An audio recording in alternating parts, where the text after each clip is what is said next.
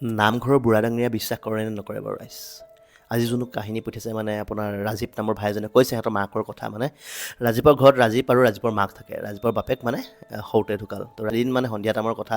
ৰাজীৱহঁতৰ হেনো গৰুকেইজনী হেনো ঘৰ পোৱাহি নাই তাৰপিছত মাকে হেনো গোহালিত চাইছে টচ মাৰি বোলে গৰুকেইজনী পোৱাহি নাই তাৰপিছত মাকে ভাবিলে ইয়াৰতো পোৱা দেৰি হ'ব যে মই অকলে গৰুকেইজনী বিচাৰি যাওঁ তাৰপিছত মাক আৰু পথাৰলৈ গ'ল গৰু বিচাৰি 6টামান বজাতে গ'ল আৰু গৰু বিচাৰি তাৰপিছত বহুত দেৰি মূৰত একদম পথাৰৰ চুকত হেনো গৰুকেইজনী চৰি আছে তাৰপিছত মাকে আৰু জীয়াসদাল লৈ গৰুকেইজনী খেদি খেদি আহি আছে পিছফালে হেনো বা চেলেং কাপোৰ লোৱা বুঢ়া মানুহজনে ৰাজীৱৰ মাকক কৈছে ঐ ছোৱালীটো যাব পাৰিবি নে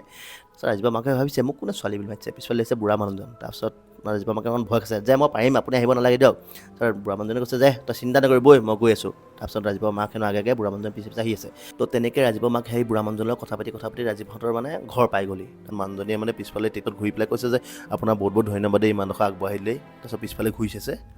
কোনো নাই মানে কোনোৱেই নাই মানে